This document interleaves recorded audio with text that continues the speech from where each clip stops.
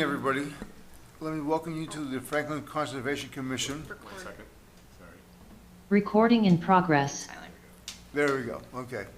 Let me again welcome you to the Franklin Conservation Commission for June 29th, 2023. A couple of introductory remarks. The Conservation Commission meeting is available to be attended in person or via the Zoom platform. In an effort to ensure citizen engagement and comply with open meeting law regulations, citizens will be able to dial into the meeting using the provided phone number, which is 929-205-6099, or by way of the web link. And that is https://us02 web.zoom.us/j/814-245-16189. And the meeting number is 814-2451-6189. If you're having trouble accessing through the link, please call on your phone and use the *6 to toggle between the mute, unmute, and the *9 to raise your hand. And if you wish to attend in person, the meeting is being held in the council chambers, second floor of the municipal building. Let me start by doing a roll call of the commissioners. Jeff? Here. Michael? Michael Ryan here. Okay. Out in Zoom, Mark? Mark LePage here. And Megan? Sorry, Meg Hagan here. Thanks, Megan. And Jeff Knoll. So I think we have a quorum and we can proceed. The first public hearing tonight is an NOI for Spruce Pond Aquatic Management Program. Do we have anybody representing? Yes, sir. Hi. So what do we have for our status right now with the Spruce Pond project? He needs to sign in first. Oh, yes. Oh.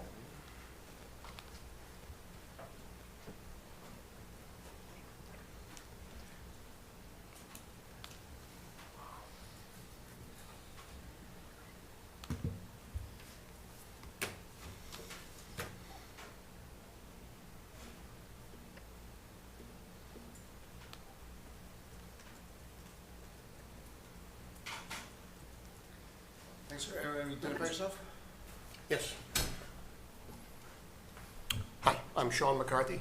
I'm a project manager at Solitude Lake Management.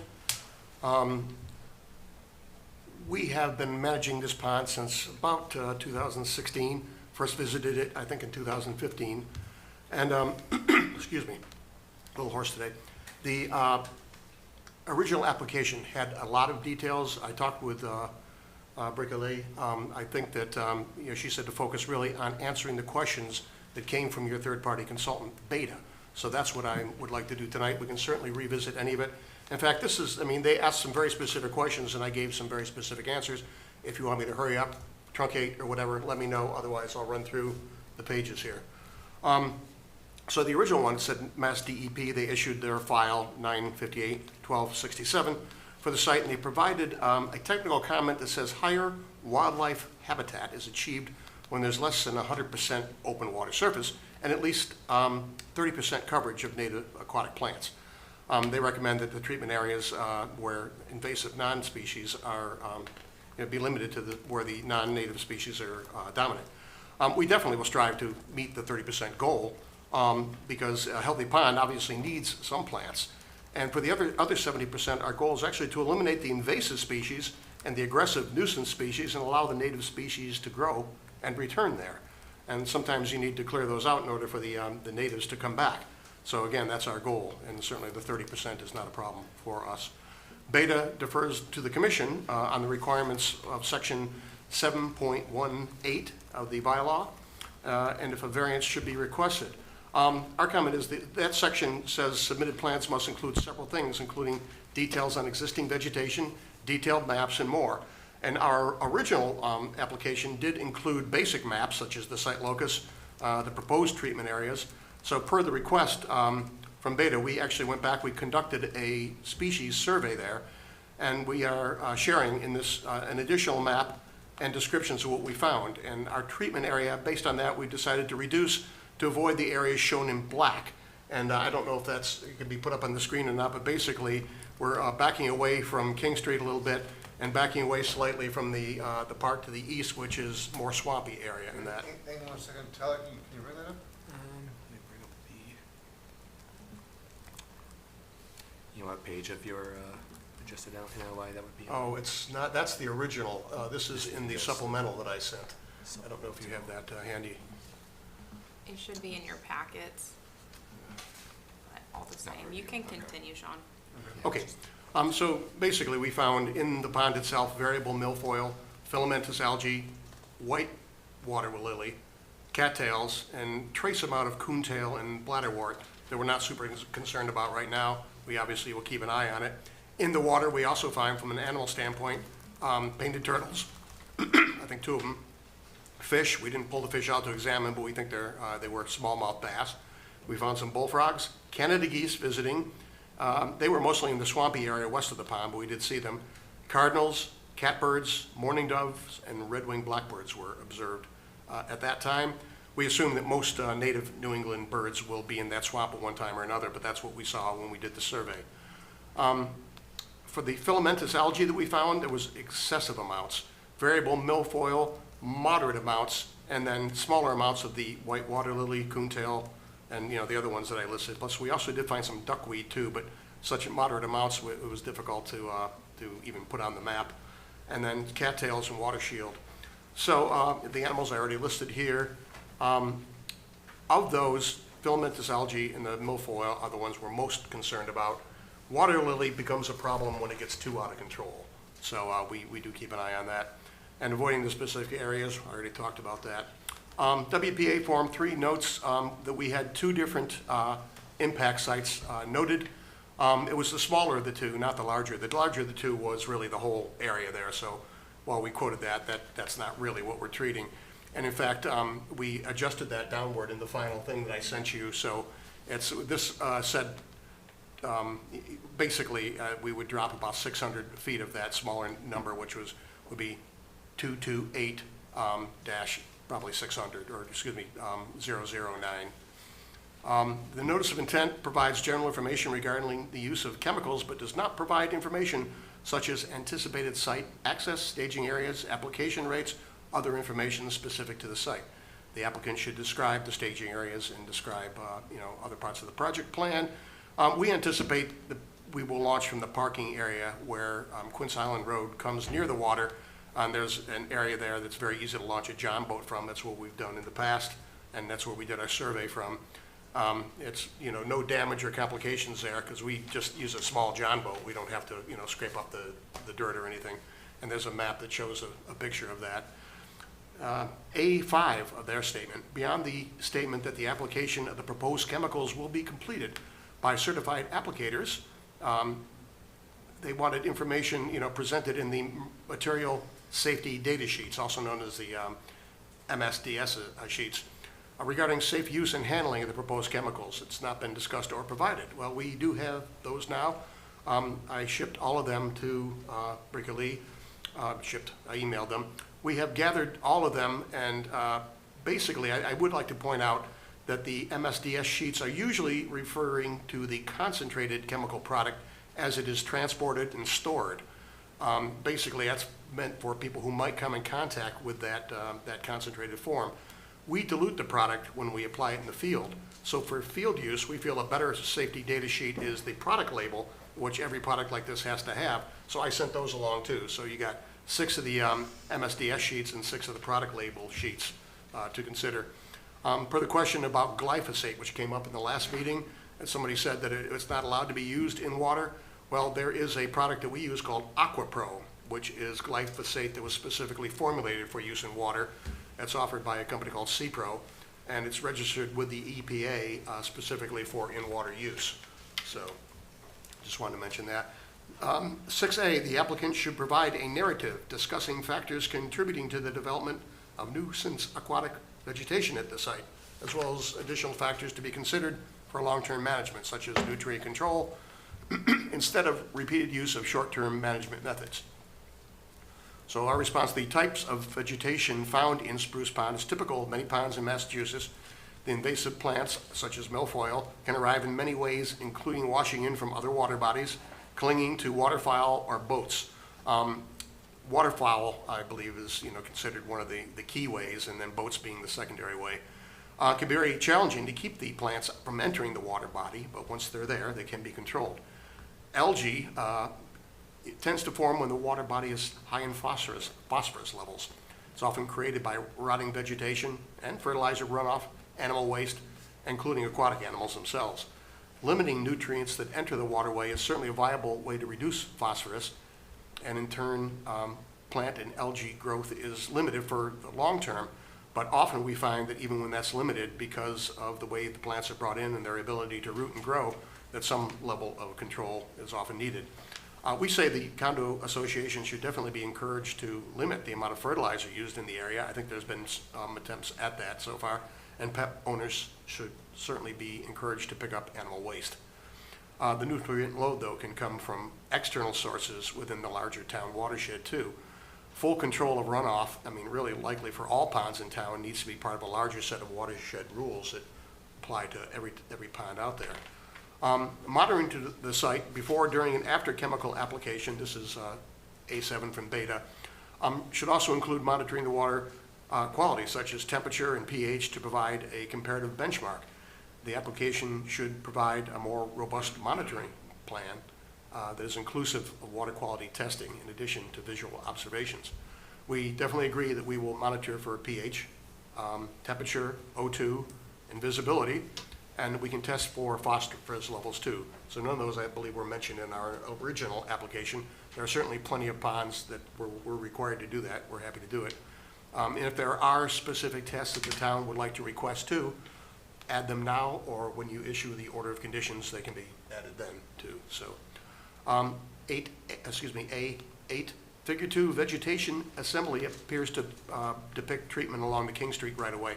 We've dropped that treatment area from our request, and the new map that I sent you does indicate that. The black dotted line that showed in Figure 1 shows the areas that we're going to avoid, and in fact, we're avoiding along King Street and avoiding the edge of the swamp area there too. We'll pull back from that probably a good 20 feet farther if you want us to. Project is adjacent to bordering vegetated wetlands and inland bank, but no discussion of these resource areas at the site was made or how the work may or may not impact them. Fact is, we do not plan to enter the BVW area. The inland bank is addressed in our answers to the W3 section, which I'll be coming to in a second. Really, once we enter the water from the parking area at Quinn Street, that's all we're doing. We're not going anywhere else there. Methods of chemical application, methods specific to the site have not been discussed. I've got a long discussion. There's an even longer piece in the original application, I believe, but I can read them here. Stop me if it gets too detailed. During application, approximately 62% of the pond, which is about 5.25 acres, will be treated with Tribune. I'll get into Tribune in a minute. A John boat will be utilized, outfitted with onboard containment, and the diquat herbicide will be diluted in that onboard containment with the lake water, so any water that's entering is the water that's already there, before application, as per requirements of the product label. A calibrated system is used, and we can apply the chemical mixture subsurface. We use weighted hoses that dangle above the weeds, while the vessel is guided by GPS, so we make sure that our tracks take us only where we found the weeds and that we don't treat any area twice. The copper-based algicides, we apply those where the filamentous algae is present, and we use copper-based algicides. Think about your copper pipes in your house used to kill the bacteria and other, whatever algae sneaks into the house. Copper is a very common element in the earth, and we probably will use Captain XTR. It's what we use in 90% of the time. We also ask for Sea Clear and Green Clear Pro. Those we keep in reserve for when we run into problematic algae that doesn't respond. And in particular, if we see the Sea Clear Green, we use when we see cyanobacteria. We like to get rid of cyanobacteria immediately when we see it because it is dangerous to humans. The glyphosate will be used on the stands of purple loosestrife within the designated treatment area, and they're shown in the map.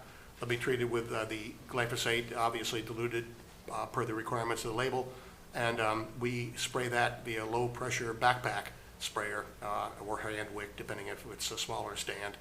and we do it from the John boat. In some cases, we may get out and walk around and spray it from the back, but again, we spray it so that the water, that the stuff that doesn't land, if we're spraying in that direction, that doesn't land on the plants goes, goes past it.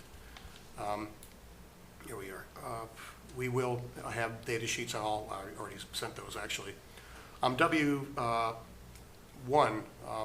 other section, there was no comment from Beta on the first one, so I did not respond to it. W2, I think it's W2, said, although work is proposed to generally occur within Spruce Pond, the surrounding resource areas, including bordering vegetated wetlands and the inland bank, were not identified or specifically discussed. Beta defers to the commission on whether they'll require identification of these resource areas through field delineation. By that, I assume you mean putting in stakes or something like that.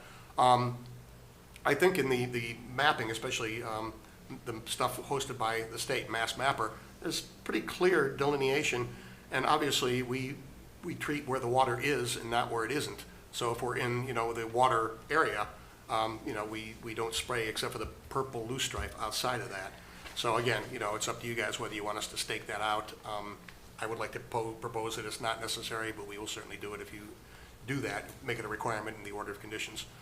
We're not going to enter any of the adjacent wetlands. That's behind the black line that we drew. All work will take place in the area we outlined on the map, and in our descriptions, the only part of the bank we'll interact with, as we said, is the purple loosestrife area. Mitigation components. Comment W3 from Beta. The NOI requests the use of algicide should nuisance algae conditions develop in the pond, but provides no analysis supporting that the use of algicide is preferred over other methods of algae control. As suggested in the Guidance for Aquatic Plant Management in Lakes and Ponds, as it relates to the Wetlands Protection Act, control of nutrients is used to achieve control of algae and associated water quality problems, i.e. oxygen depletion, taste and odor, as algae tends to be a symptom and the nutrients constitute the real problem. So the focus is on nutrient control. The alternatives analysis within the NOI should be revised to discuss alternatives to the use of algicide, including nutrient control methods. And so we added this to the resubmission. We would like to add the following text to the alternative analysis. Unbalanced growth of cyanobacteria and other algae species is in some way a function of an abundance of available nutrients. In freshwater systems, the limiting nutrient necessary for plant and algae growth is phosphorus. Therefore, managing and reducing phosphorus availability can indirectly limit the production of algae. The long-term efficacy of nutrient management strategies is determined by the origin of the nutrient load to the system, internal versus external. While the majority of the nutrient load is coming from external sources, the watershed that pours in there, control of the nutrient load is in some ways outside of the hands of the Spruce Pond Village, except for that area where their grass is. Control likely needs to be part of a larger set of watershed rules for the town, including where fertilizer is used everywhere. And there's other tricks people can use too, screenings that can go through at various points where there's an interchange of creeks, like the one that's coming into Spruce Pond, the very small one, et cetera. And ongoing phosphorus testing also is something that we propose because we think that's important. And if the phosphorus load starts to go up, we can look for alternatives, like where is it coming in. W4, the commission should consider requiring advanced notification of algicide applications with a requirement that the applicant demonstrate established algae on site. We always do pond surveys before planning any treatment, and we always provide advanced notification to the town, and we hang posters at the site. And if we do see algae, we can send photos to the town and highlight that along with our treatment plans, and we do limit the treatment to the areas where the algae is found. We don't just go through and treat the whole pond. The applicant should provide detailed alternative analysis for the proposed chemicals, outlining why certain herbicides and algicides were selected and which will be used in certain conditions. The alternatives to the proposed aquatic management plan were considered. Solitude evaluated multiple strategies for the management of the pond. Findings are recommendations, and our recommendations are based on direct experience and found in the eutrophication and aquatic plant management statement as part of the Massachusetts GEIR, the one that was issued in 2004. The bottom weed barriers, not recommended. These descriptions can be kind of long, but basically, it's expensive to put in, expensive to put out. They should be taken out and cleaned once in a while, and when they're at the bottom, they can affect and sometimes kill bottom-dwelling animals too. And we like the idea of weed bottom barriers in some limited small ponds, but in general, not something we recommend for something the size of a spruce pond. Harvesting, not recommended because we're talking about milfoil here. And milfoil, you don't want to break it up. When you break up milfoil, it floats away, sometimes in pieces the size of your thumbnail, and reroots and creates other milfoil. So harvesting can be more of a problem rather than less of a problem. Biological, there are no really proven biological controls available. We can do some to limit algae. We have these, what they call biopacks, similar to the types of things that you might put into septic systems and that. But when talking about treatment for this amount of algae and milfoil, it's not really feasible. Sediment excavation, dredging, not recommended. First of all, it can cost tens of, up to even hundreds of thousands to get the permitting, the planning, the designs, etc. And dredging also has severe impacts to aquatic organisms, fish, microvertebrates, etc., with no guarantee of the elimination of the invasive vegetation. So something like that, the actual excavation and dredging is not something we recommend. Hydro-raking is something that has much less of an impact, but in this case, it's also not recommended because of the types of weeds that are here. If we were just getting rid of water lilies, for example, that's a great, hydro-raking is great. If it was just water chestnut, that would be great.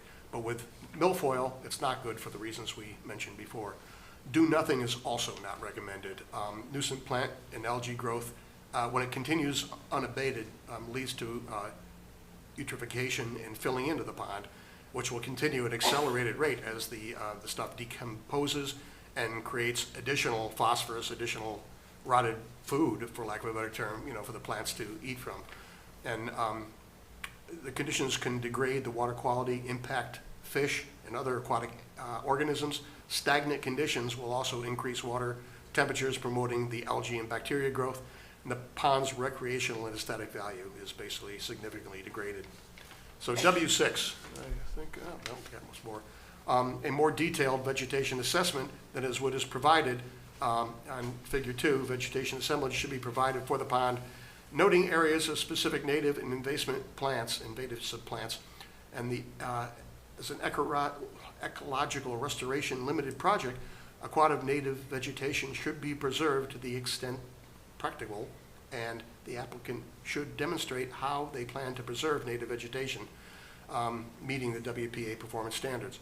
We did conduct a detailed survey in mid-June and shared our map, which was in Figure 1, and we talked about, as detailed in our answer to A1, our goal is to eliminate the invasive and aggressive nuisance species in order to allow native species to return. The replacement growth can sometimes take a few months, and as you can see, we showed areas of the pond that we intend to treat and other areas where that will not be, including a big section in the middle there. W7, the project is an ecological restoration limited project proposed within the land under waterways section of Spruce Pond.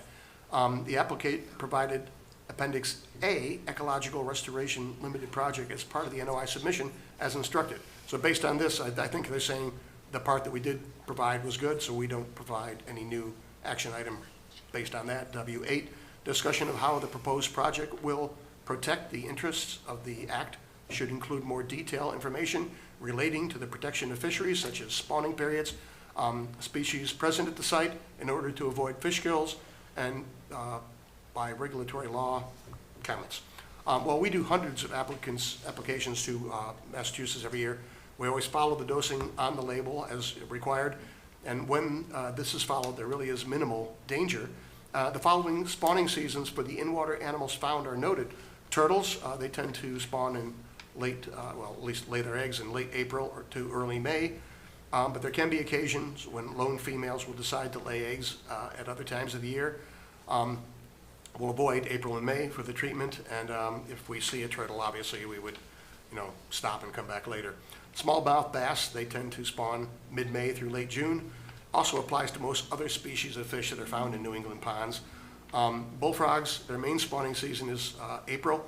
Some frogs may spawn into the summer, though, and through August. Geese, mostly mid-April to mid-May. Most other New England birds will lay their eggs from late March to late May. Second or third broods may happen for some species into August. The other birds that we did see tend to be ones who nest outside of the immediate area of the water, though. So W9, the interests of the act are generally discussed within the NOI, but this information is not specific enough to demonstrate that the proposed project will not negatively impact the functions and characteristics of the on-site resources. A function and characteristics statement should be provided per section 7.10 of the bylaw that's specific to the site. That section states it is the applicant's burden to provide proof to demonstrate that their proposed project activity will not result in any significant individual or cumulative adverse effect to the functions and characteristics of the resource area, and the functions and characteristics statement is the applicant's opportunity to do so. So we'd like to say that we believe the project will not have any adverse effects on the resource area. All chemicals we use are rigorously tested. They are that's testing under the supervision of the federal and state governments. They are ones that have been registered for use by EPA and by the state equivalent. They are labeled as appropriate and safe for use in lakes, ponds, and other aquatic areas. We always apply them in the manner consistent with the labeling. Most of modern herbicides these days are meant to break down relatively quickly. You know, they're not like the pesticides of old that would linger sometimes. All pesticide applications are made directly to the water or along the shoreline for control of the algae, the aquatic weeds, and other aquatic pests. And they meet the legal regulatory, I kind of covered that already. All staff are fully trained to perform applications in compliance with all federal, state, and local laws. W10, getting towards the end here, the sequence and schedule of the proposed chemical application should be provided pursuant to section 7.15 of the bylaw that is inclusive of the time of year, methods of application, i.e. boat or on land, and application rate. See our methods for chemical application above. Final schedule cannot really be set until the project is approved. Our target is and has been early to mid-July. All treatments can be delivered the same day if needed. We're happy to do that, and it is fine for it to go into August too. That won't have a big impact on things if we do that. Last one, W11, bylaw regulations state that no work is permitted within 25 feet of a resource area.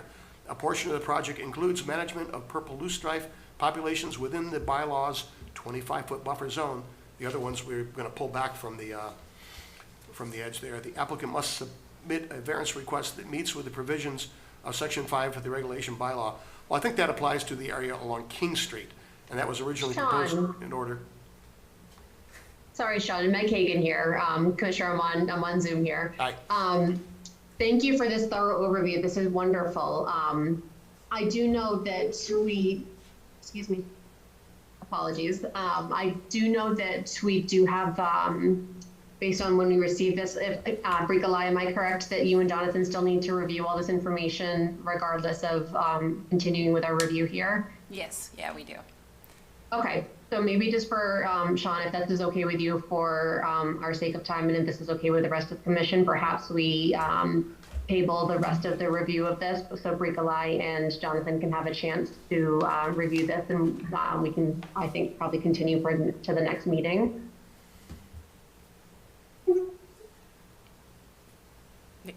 I'll answer yes, yeah. I'm recommending a continuance so we can have sufficient time to review and provide a response.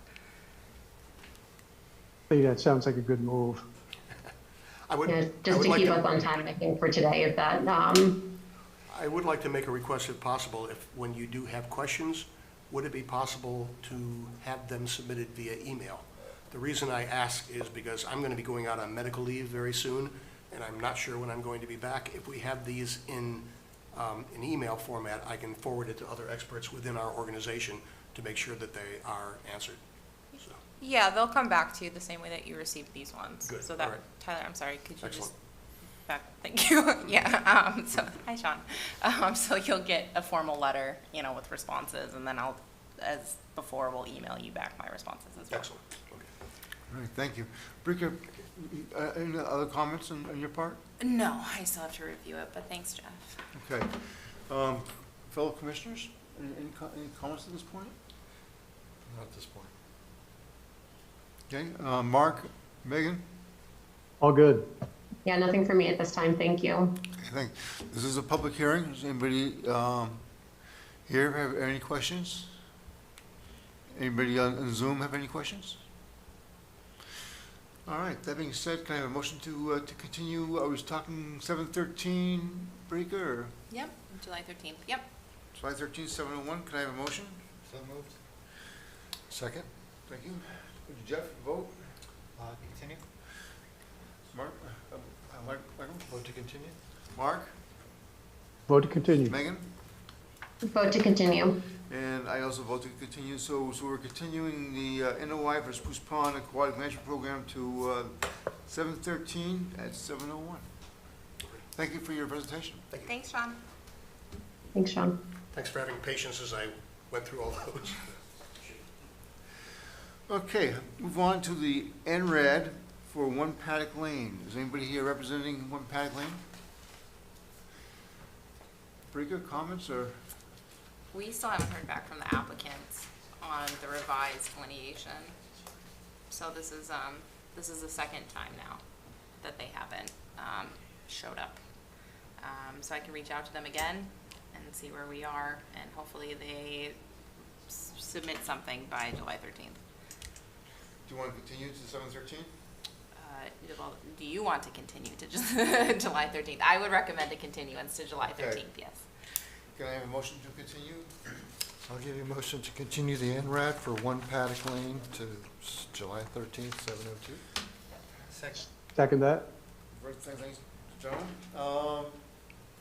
Mark, can I have a vote? Motion to continue. Vote to continue. Vote to continue. Jeff? Continue. Michael? Vote to continue. And I also vote to continue. Okay, moving along here, the NOI for Maplegate Solar North. Anybody here representing Maplegate? The applicant requested continuance, but I did ask John from Beta to give an overview since we do have their latest letter. I have not reviewed it yet, and given that the applicant has requested a continuance, we cannot deliberate. We can only listen and then vote to continue. 7:13 appropriate? Sorry, this is Oh. this is Greg DeBona from Bowler. Oh, hi, Greg. Oh, I'm you know on what? I Zoom did as see well, your name. so- I'm sorry. I blew right past it. No Continue. problem. Go for I'm it. here. Yeah, I'm here on behalf of the applicant. And yes, we did receive the letter from 2 days ago, and I'll give you a quick update. There's some comments in there about a couple wetland delineations that we have to re-verify and check, and we're going to be back out on site on July 5th to do that. And then we intend on submitting a response letter on July 6th, so that we can then continue and come back and continue the conversation at the July 13th meeting. So that is our plan of action, but I am on to also listen to any summary from the Beta team for the initial review.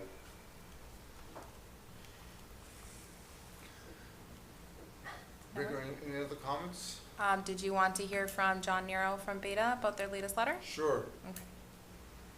Rika, Thank can you I all. just, sorry, Jonathan, just a quick question, just Yep. clarifying, is this an NRAD or NOI? Just is an NOI. Okay, thank you. Yep. Good evening, Commissioners. So myself, John Nero, project scientist with Beta, and one of my colleagues did visit the site to start our review, or the field portion of it anyways, about 2 weeks back or so. So as obviously it's a very large site, only a portion of the site is actually subject to the work. However, the applicant did go through and delineate all wetlands at the site. So as we had noted in our project scope for this review, we did take a look at all of the wetlands that were delineated at the site. However, we gave really much more of a focus to those wetlands that were surrounding the limits of work and may project or do project jurisdiction onto the limits of work in form of buffer zone. So we reviewed a pretty significant portion of the site, well, all of the site really, but more closely a particular portion around the limits of work. What we generally found was pretty consistent with my experience on golf courses, which is that you often have wetland delineations falling at about, the mow line of the fairway. However, what ends up happening is, because golf courses are generally fairly disturbed sites, many of them constructed decades ago, is that you often have hydric soil indicators creeping into those fairways. So generally, at a number of locations that we identified in our letter, we observe those conditions, 5 to 10 feet up gradient of wetland flags. In those instances, it was nothing where we saw the wetland extend to the limit of work, but it would certainly change which of the local buffer zones would be projected onto the limits of work. We did also identify, I believe, 2 unidentified wetlands. One, I do believe, is within the limits of work. It is quite small. It is, in essence, a wet area that has formed at the terminus of an outfall that's connected to some site drainage. And it's a very, very small depression with some sensitive fern and sedges growing up in it. I would estimate it at about maybe 30 to 50 square feet. So we have recommended that the applicant just take another look and reflag those areas as needed to accurately delineate the wetlands, near the limits of work or potentially in. Once we completed our site review, we took our normal look through the plans and NOI documents for a regulatory review. Aside from some minor plan changes we requested, I won't go through comment by comment, but just a high-level overview of what we noted is one thing we thought the commission may benefit from some more information on is the proposed mitigation. So the applicant, as is consistent with a lot of solar projects in Massachusetts, is proposing a native seed mix under the panels to establish pollinator and wildlife habitat, which is a great approach. They've also, accommodated for 6-inch reveals at the bottom of fencing to allow for wildlife passage. However, to ensure the mitigation actually is successful, we've requested more information on, how soil compaction will be relieved, what they're bringing in for soils, what seed mix they're using, future management of the area and mowing, things of that nature. We also raised the possibility of some additional mitigation in the way of restoring some of those disturbed wetlands I discussed that were at the edge of fairways and are currently just grassed. One of the other things we looked at was there was a small bit of panels that the applicant recognized was within the local 50-foot buffer zone. As you know, that is no structure zone under your bylaw. There is a caveat under the bylaw where structures are permitted there if it's within an area that was previously disturbed or modified legally, as in, either before the Wetlands Protection Act or with a permit. It looks like this golf course was built some point in the 90s. So, we have recommended that, the applicant states this is a legally modified area, not to give Bricolai and anyone else at the town any more homework, but we thought it might be a good idea to look back at the old filing that was presumably submitted for this golf course and see what the proposed extents were and confirm that this is supposed to be a disturbed area. The other thing is, too, we did also see some brush cutting and mowing going on in and around resource areas. We just want to make sure that, existing conditions at the site today are per what was previously permitted, presumably, by the commission. One other thing I did want to raise, more of a point of interest for the commission, because this is technically areas outside of jurisdiction, but within the center of the limits of work, which again is completely outside of buffer zone or any resource areas, there is a pretty good strip of what I would say is a white pine dominated forest. When we walked into it, I was actually quite surprised. I don't think I'd ever seen so many pink lady slippers in one place before. So these are not technically endangered or threatened in Massachusetts. However, everyone knows that their numbers are dwindling over time. So We offer the comment purely as consideration. We understand that this property is subject to Chapter 61B as recreation and open space. So if there is any coordination with the town and the applicant on this change in use, we just throw out the friendly suggestion that potentially the population of lady slippers could either be preserved or potentially transplanted in another suitable part of town. That is the, oh, sorry, one other thing too. Hey, Jonathan, Yes, just while we're talking about it, and we've got the applicant's representative there, is it, if we get a comment from the applicant's representative on their thoughts on your recommendation on the lady slippers? How they feel about that? Yeah, sorry, this is Greg again, on the phone here.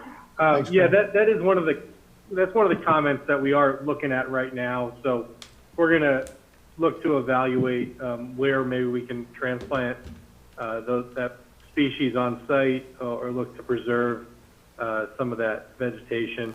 I certainly don't think we would have an issue with also setting aside, plants to be utilized in other areas in town as well if there's an interest to transplant. So, yeah, I think that's something we can certainly work with. I spoke to John Cusich. I'm unsure how to pronounce his last name. Anyways, John as well, on behalf of the applicant, and he mirrored the same comment. So. Thanks, Greg. that's great to hear. Thank you. One last piece I'd like to share with the commission is we are concurrently reviewing the stormwater design for this. There is some proposed stormwater management due to some constructed features at the site, mainly the entranceway, and to abate for some of the runoff off panels. So that's going on concurrently with the planning board. We are going back and forth now with Bowler through the planning board to address some design revisions, but we anticipate they'll continue running tandem with this review. That's just a high-level overview, so I'm glad to take any questions the commission may have. Thank you. Hey, Jonathan, Yes. the compaction issues, how much of that do you anticipate being from forward-moving construction versus the golf that has been going on there and the course maintenance over the years? Just curious on that. So I think a lot of it is, like you said there, from the course maintenance, constant walking around. I mean, pounds per square inch of a footprint can be greater than machinery sometimes. With that said, I think that just needs to be provided in a sort of a mitigation sequencing plan, how they would alleviate that. And, presumably they need to tear up the turf and bring in topsoil so they can actually establish a native seed mix. Thanks. Okay, thank you. Brika, other comments? No, I mean, John, sorry, thanks for the synopsis on that. I still have yet to review their letter. And as mentioned, Beta's taking the lead on this one. So. Commissioners, any other thoughts, Jeff? Michael? No, I appreciate the comments from John. Very good. Thank you. Mark, any other comments? Jeff, I'm good, thank you. Okay, Meg? Just a quick question for you, John. With the additional wetland resources that you identified that weren't previously identified, what sort of additional square footage are you looking at approximate? In terms of boundaries we saw that would be modified or entirely new resource areas? Maybe the boundaries that would be modified. Boundaries have been modified. So we were looking at, I would say there was probably about half a dozen areas we identified it. Maybe about 50-foot stretches of 5 to 10 feet up gradient. So I'd say a few hundred square feet of additional wetlands. In those cases, though, none of those encroached into the limits of work, but they would change buffer zone projections onto the limit of work. Great, thank you. Welcome. Meg, all set? That's it for me. Yes, thank you. Okay. This is a public hearing. Does anybody in the audience wish to ask a question? Or anybody on Zoom? So I hear no questions. Just, Hello? Oh, sorry, one question. This is Greg DeBona again from Bowler. And questions for John. So, John, we're going to have LEC, Dan Wells out there doing the recheck on July 5th. Does it make sense? Would you want to also be on site at the same time to concur with him on any of the adjustments of the reevaluated areas? So I will say I am off next week, or trying to be anyways, so I won't be able to make it. And we don't have that scoped currently, but if it's something you would think you would benefit from doing, you can certainly talk to Greek Ally about it, and we can figure out accommodations to make that happen in the coming weeks. Okay. Okay. Well, we'll stick with our schedule to get it back out there and reevaluate those areas and put some more flags in or adjust the flags as needed, and then we'll go from there. Okay. Thank you. Thanks. So, Brink, are we looking at a continuance for 7/13, 7/03? Yes, yep. Okay, Mark, can I have a motion for continuance?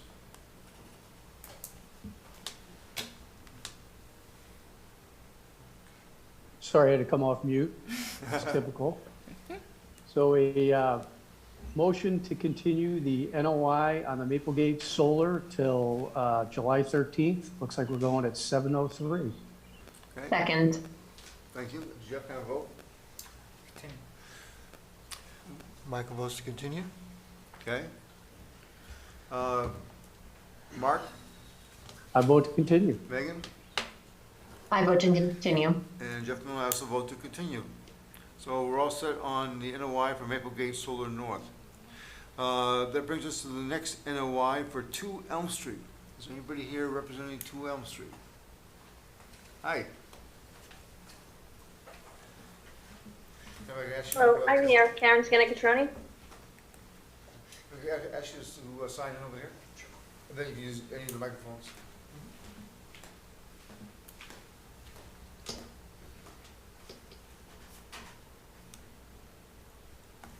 So Karen Scannicatroni here, I'm representative for the owners of 2 Elm Street. If you'd like me to get started. Sure, go ahead, please. Okay, so this was an NOI.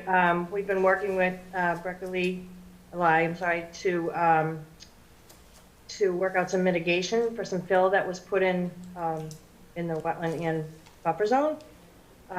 Just a little history for the commission.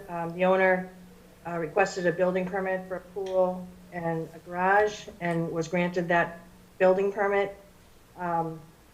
And then later found out that he was in violation. I think at the time he didn't have an agent, and it was signed off by conservation. So he received his building permit. So we met with Ally this morning and talked about some mitigation. We're going to pull all of the soil that was placed in the wetland out of the wetland. We have some work within the 25-foot no-touch. We're proposing a mitigation area off to the side and the rear. I don't know if you could, if you can put that plan up. Unfortunately, I didn't receive it in enough time to put it back on the screen, but you can share your screen if you would like. Okay. That would probably be easier.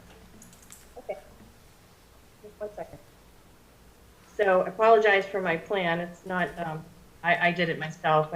Angie didn't do it.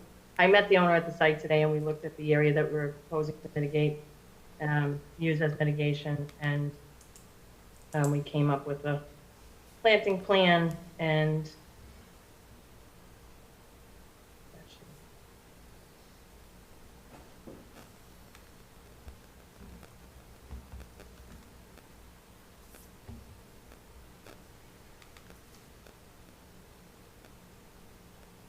so we can have the engineer put this on a, what did I put that on a?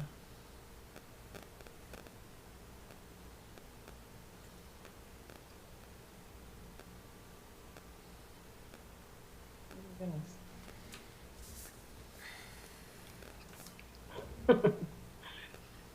That's okay. Take your time, Karen. I forget what I put it under. Maybe plan? Oh, plants.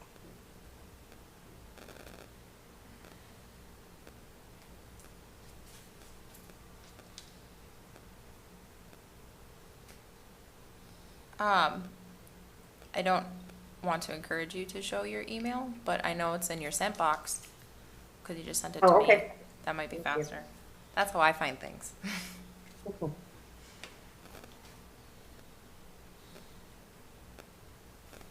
did vote it on here earlier.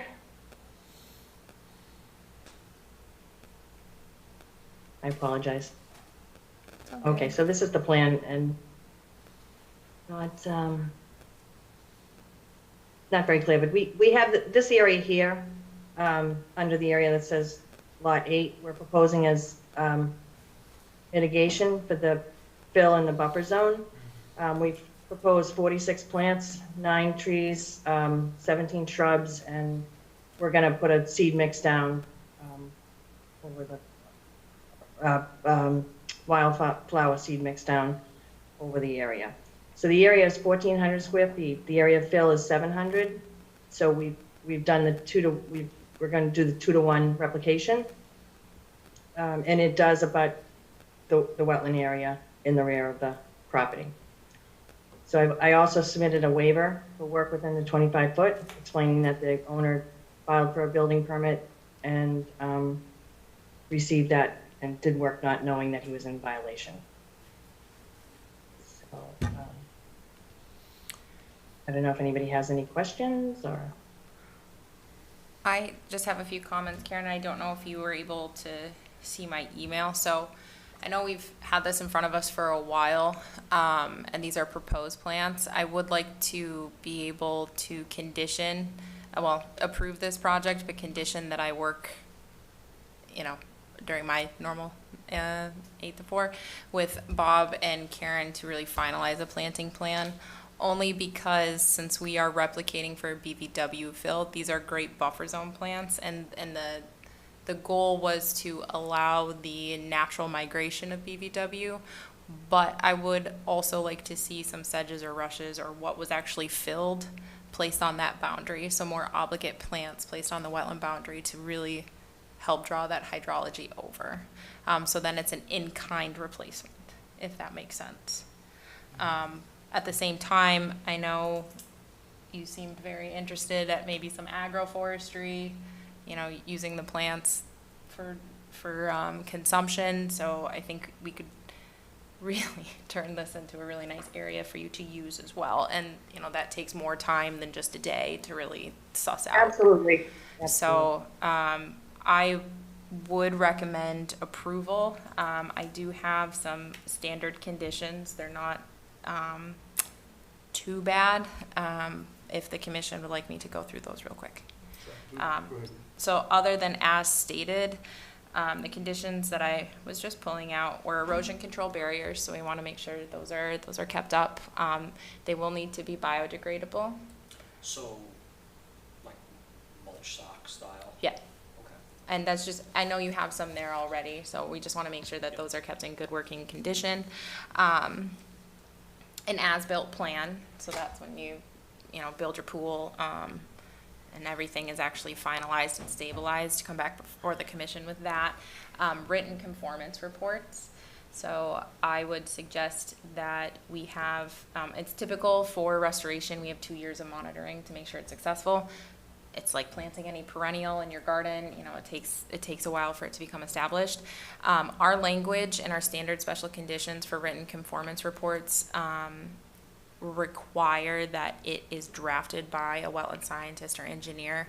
I am comfortable working with the applicants themselves to make sure that these reports are sufficient for the commission, just like I am doing, for example, for our Lincoln Street violation.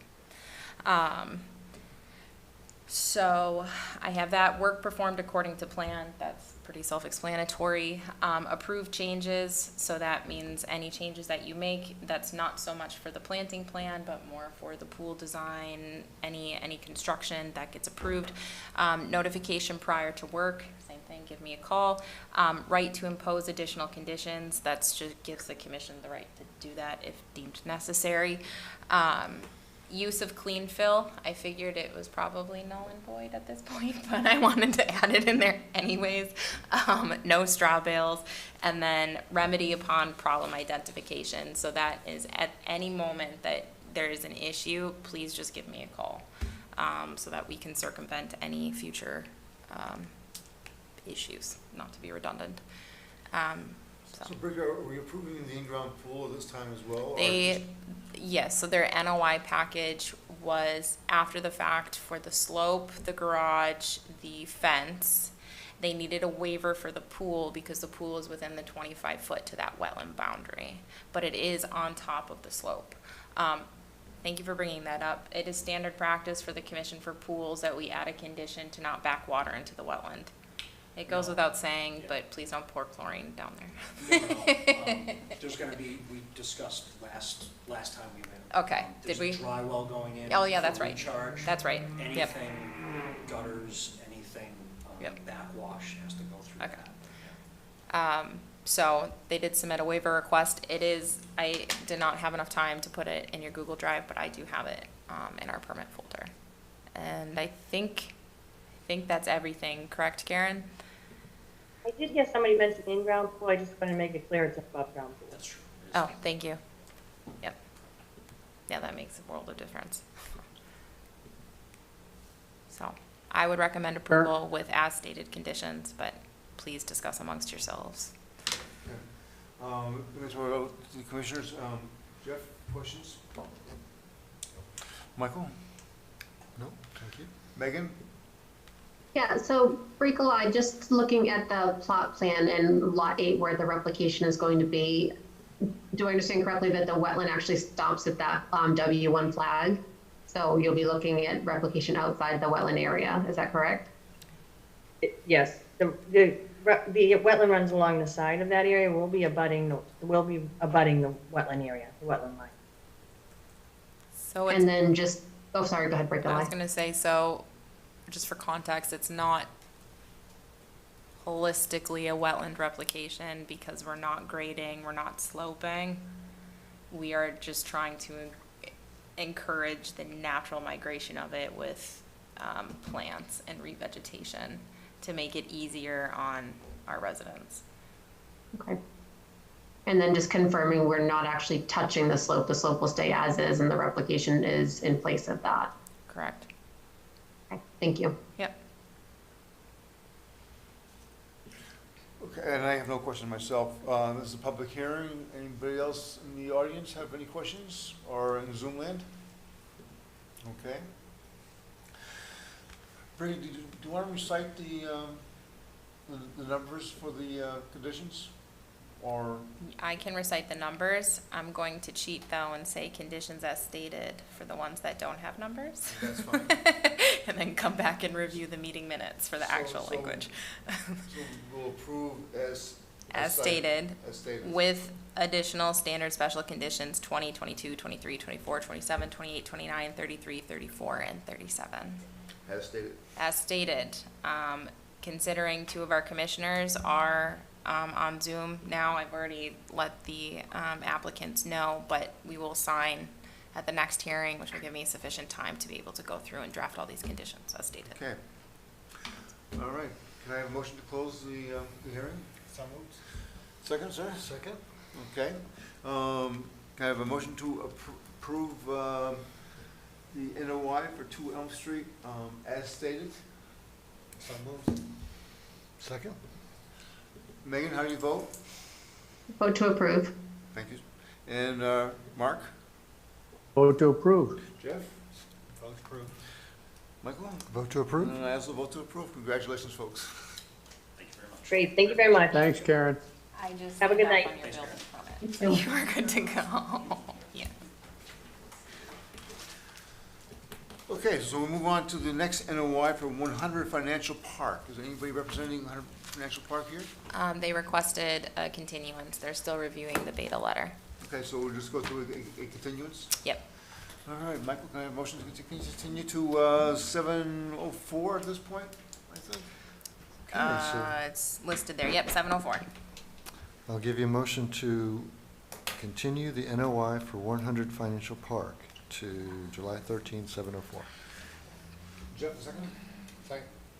Okay, vote to continue, Mark, Vote to continue. Megan, Vote to continue. Michael, Continue? Jeff? And I also vote to continue. All right, so moving along to NOI for 15 Liberty Way. Anybody representing 15 Liberty Way here tonight? Preacher, any thoughts, comments?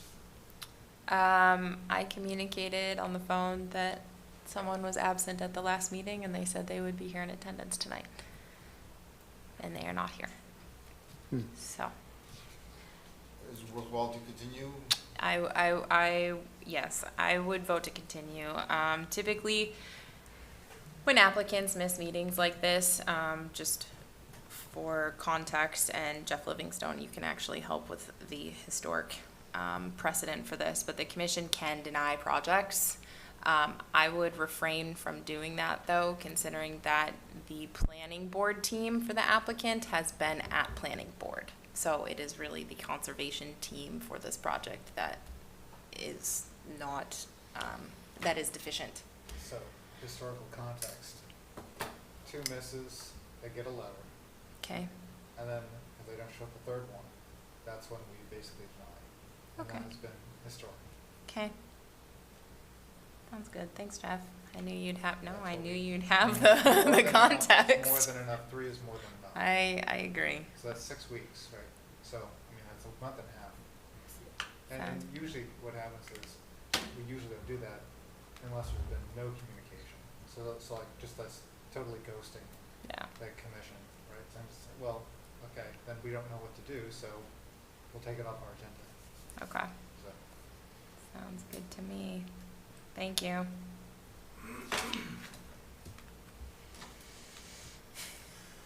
Okay, can I have a motion to continue the NOI 15 Liberty Way to 7/13/705? Michael? I will give you a motion to continue the NOI for 15 Liberty Way to July 13th at 7:05 PM. Thanks, Megan. Second that. Thank you. Mark? Can I have a Yep, vote? second, vote to continue. Meg? Vote to continue. Jeff? Vote to continue. Mike? Vote to continue. And I also vote to continue.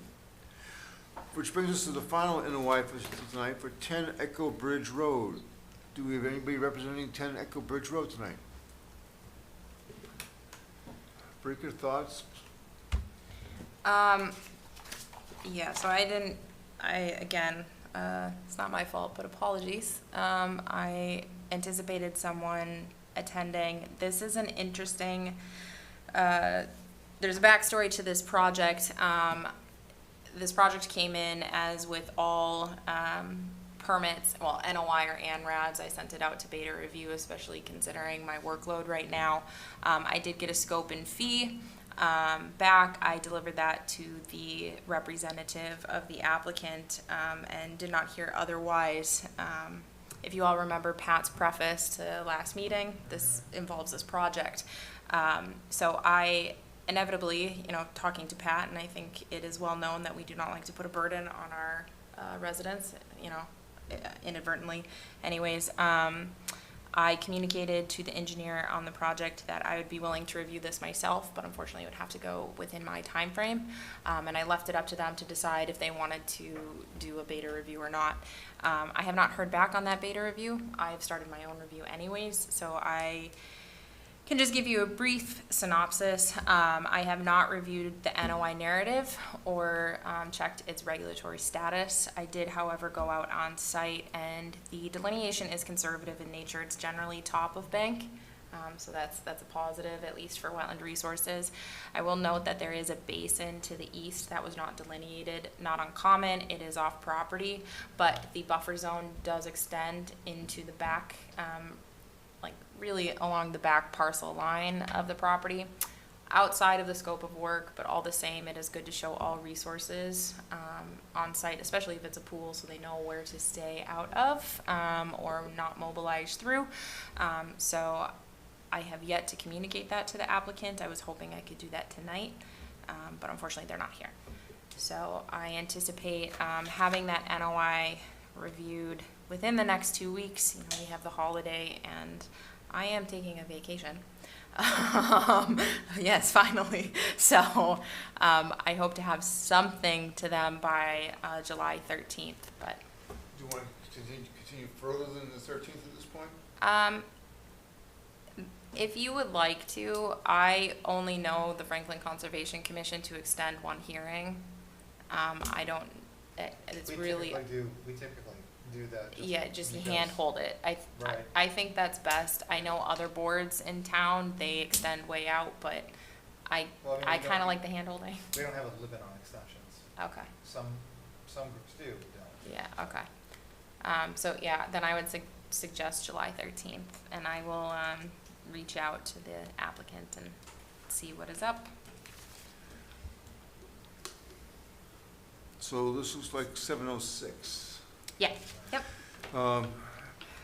Michael? I'll give you I move to extend the NOI for 10 Echo Bridge Road to July 13th, 7:06. Thank you, sir. Jeffrey? Second? Okay, Mark, can I have a vote of approving? I'm sorry, Vote- can I just vote. interrupt? Did you open it up for public comment? You know, I apologize, I did not. Anybody? No? Anybody in Zoom? No? My apologies, I missed that. That's okay. Okay, Mark, a vote to continue? I vote to continue. Meg? Vote to continue. Jeff? Opposed, continue. Mark? Michael? Continue. And I also vote to continue. That concludes the public hearings for this evening. Moving into minor buffer zone activities, we have 4 Fanny Way. Oh, She's here. would you sign in for us over here? Sure.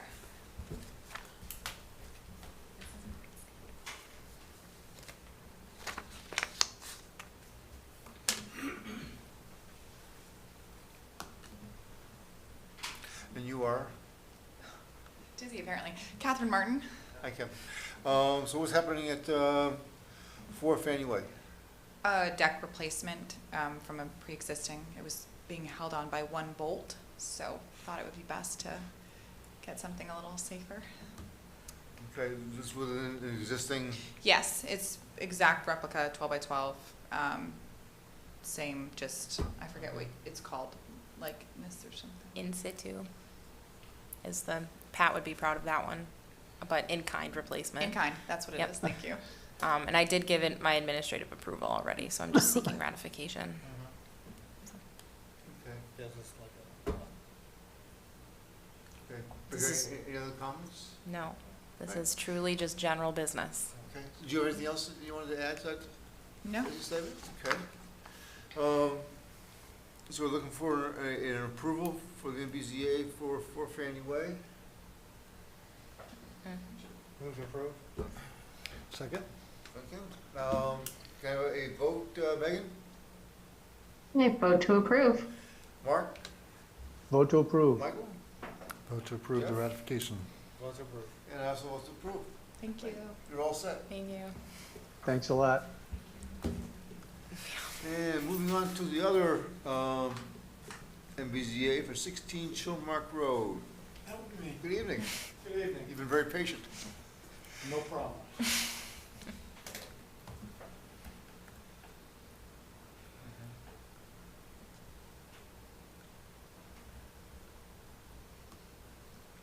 Same thing. Yeah, the exact same.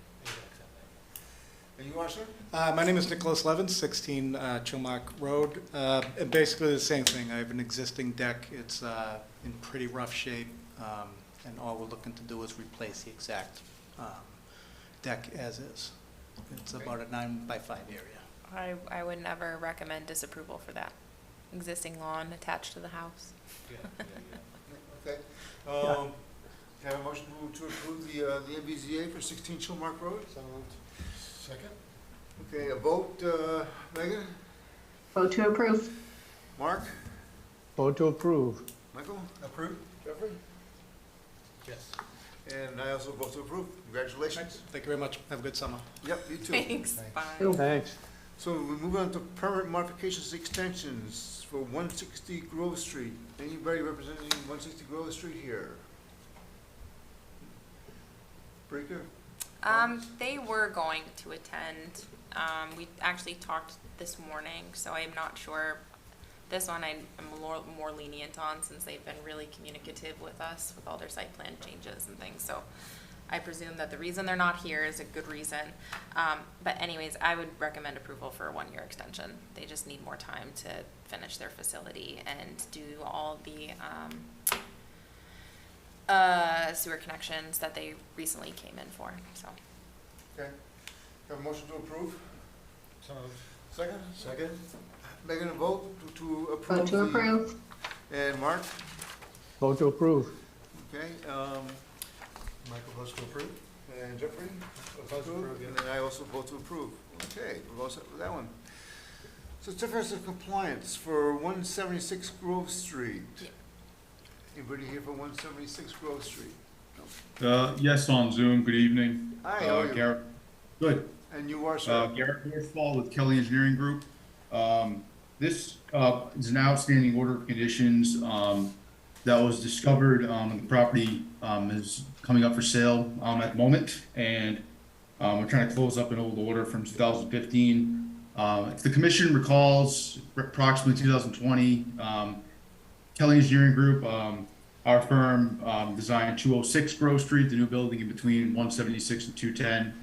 Some of the work in that buffer zone does overlap as part of the existing outstanding order of conditions. We did get a certificate of compliance for the work associated with 206 Grove Street. However, we're now trying to close out the previous outstanding order of conditions that did overlap some of the work areas on that site. But it's really just from an old order of conditions, trying to close it out for a pending sale. And I think we did submit a letter. All the work, have been completed in substantial compliance for the design plans for that work as well. And we've been coordinating with Brika as well for this as well. Brika? Yeah, so I'd recommend approval, and then just for the record, Garrett, when I was out there, and I think I admitted to you that it was nitpicky. So there has been vegetation erosion within that 25-foot buffer zone, which was previously permitted as portion of a parking lot, just for what it's worth. But when trucks are coming in there, I imagine they're just the big 18-wheelers are just pulling off to the side to prevent blocking thoroughfare, but it's causing obviously soil compaction, vegetation erosion. I will note that the 25-foot buffer zone is all invasive mugwort and knotweed generally, so it is not pristine by any matters or by any means. But I did ask Garrett to either reseed the area with a conservation wildlife mix or put some sort of barrier there. But at the same point, to not overburden an applicant, I wanted to leave it up to the commission to discuss. So up to you, really. I'll throw it open to the commission. Jeff, any thoughts? Michael? That's a tough one. I mean, if you put wildlife mix down where the trucks park. They're just gonna, I know, they're just gonna come back, I know.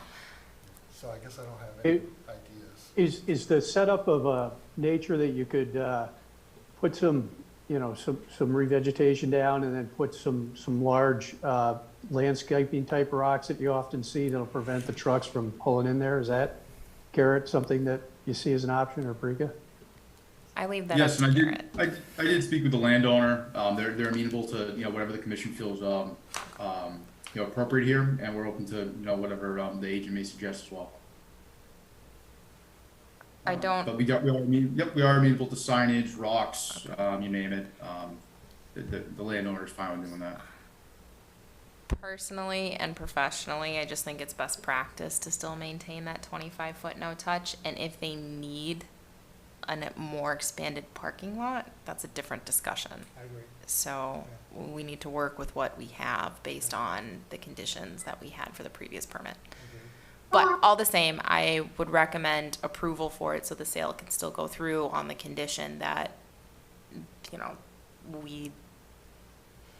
Garrett, you and I, or the property owner and I, or new property owner and I discuss what's going in place and where.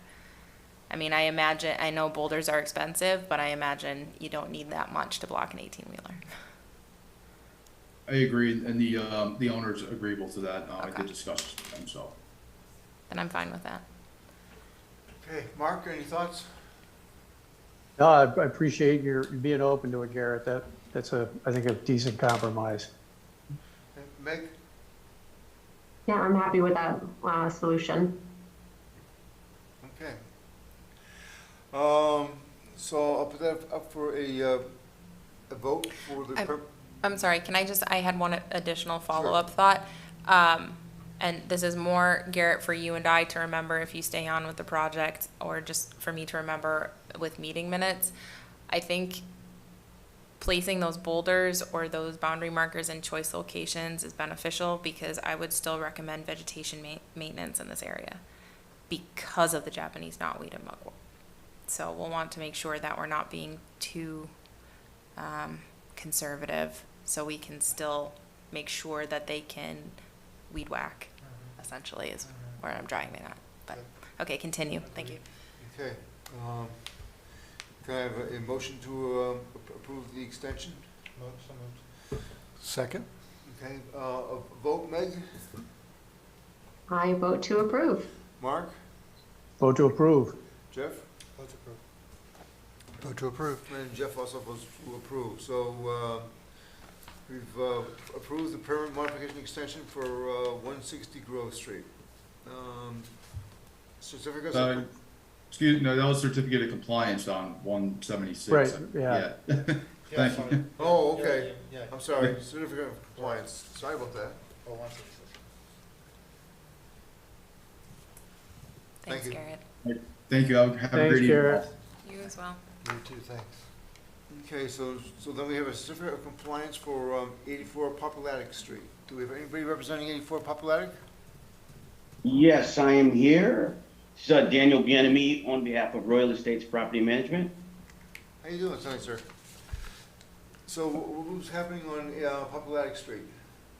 This was a demolition and rebuild of a single-family home. The construction's completed. The house is actually pending a sale right now, so just looking to get a closeout on the certificate of compliance here, so we can push that sale through, hopefully by the end of August.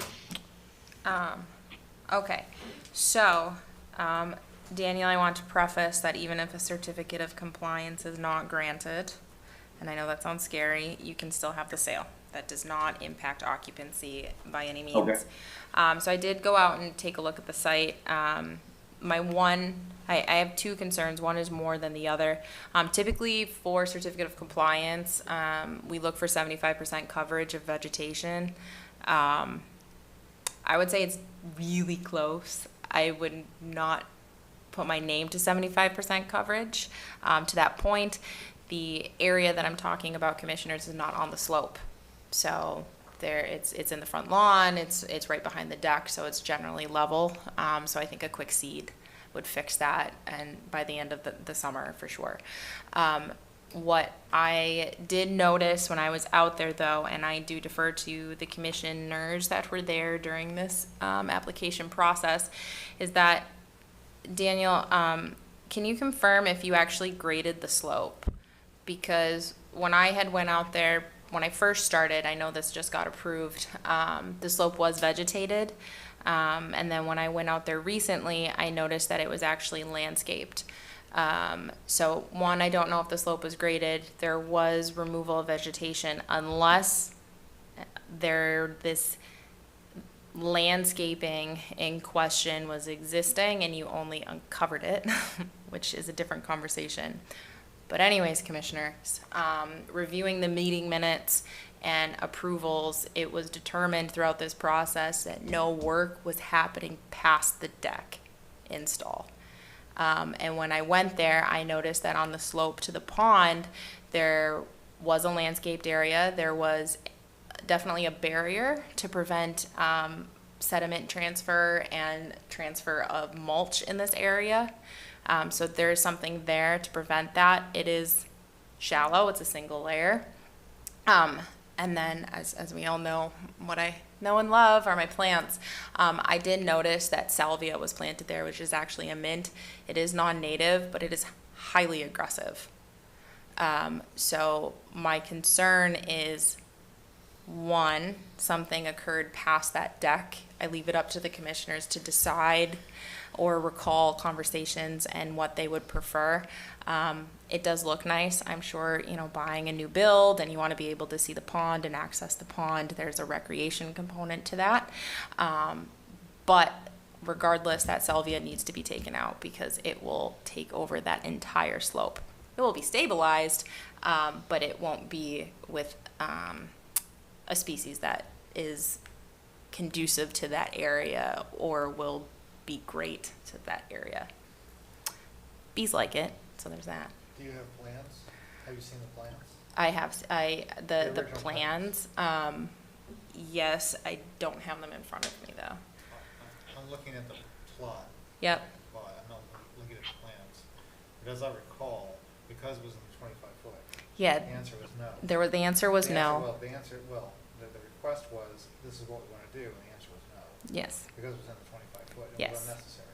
And the reason why it was asked was because we want to see the lake. Yeah. We want to see, we want to basically get rid of all the junk and quote, make it look less trashy, because we want to look out the windows and see the lake, basically. So all the vegetation that was there, which was a lot of poison ivy, still native, still has habitat value, still fac wet, was there, and it is no longer. So you see the lake, but what's moving in now is a lot of pigweed, smartweed, mugwort. Those are all invasives. So we removed that standing native vegetation and we didn't supplement. And now that value is degrading. But still, even so, as I recall, the answer was. And that's what I. Replant was no, because you're in the 25. And that's what I found on the meeting minutes. Okay. Is that not only did the commission state that, Lenore stated that, and the applicant agreed. Yeah. So unfortunately, for the COC, it's not compliant as the as-built. Yeah, that's what I was going to say. So I don't know, Daniel, I don't mean to circumvent you. I'm just having a live conversation here. I don't know, there's plenty of ways we can remedy this, but I would recommend substantial plantings. So to be clear, we did not change any grading in the slope at all. The slope is maintained as it always was. They did it was like pretty much a cleanup down there. There was not even grass was even planted down at the lake area. It was just really cleaned up. The grass was cut. The area was severely overgrown. It was cleaned up. There was, trash removed from there. Obviously, leaves were removed from there as well. And then I think there was probably about what you see in the area, but there was like a 6-foot area right at the edge of the slope where they did put some mulch and a handful of plants. So, I can easily remove the plants. That's not a problem at all. And if there's some other preferred planting that you guys would like to see there, or anywhere along the lake's edge there, that's totally fine. Well, I think that's good. I think unfortunately we're going to need to revegetate that entire slope. So cleaned up, to me as a wetland scientist, the trash is great, but nature is chaos. And leaf litter plays an important part in stabilizing soils and stabilizing banks. So without that, there's actually a higher risk for erosion and sediment transfer. We need those roots to hold that soil in place. And if you remove that and you remove a protective layer from rain, that's a washout. Sure. No, that's not a problem at all. But I want to be clear. We did not remove any vegetation off the slope. There was no vegetation removed off the slope. Okay. I could not see the pond when I went out last spring around the same time, and now I can. And I'm looking at, and my commissioner's here, Daniel, so take that for what you will. I'm pretty astute with my observations. So what's the status of the slope right now? What is that where the mint is? Yes, Or that's what's where, so there's mulch. So it's landscaped, as he said. It's about a 6-foot wide swath covering the entire slope Tyler, do you see where the steps are? Yep, that, so it's Okay, to the there we go. left of that. And then there's a single rock layer there to demarcate and feasibly stop the mulch from transferring. But then beyond that, it is sparsely vegetated. So they removed, I'm sorry, Daniel, they removed the vegetation that was there and replanted with salvia, which is the mint. You may know it as Russian sage. You can find it everywhere. And then there are some annuals there, but I'm not concerned about the annuals. So I would recommend revegetating with native plants, which can still be landscaped, Daniel. I understand if the people want to move in, the damage is already done, right? People want to move in, they want to see the pond. I want them to have a nice area and have a grand old time within wetland resources. But we need to make sure that that slope is stabilized, and it needs to be native vegetation, especially if it's in the 25-foot no touch. And it can't be non-native aggressive. It can be native aggressive all you want, that's fine. But not native.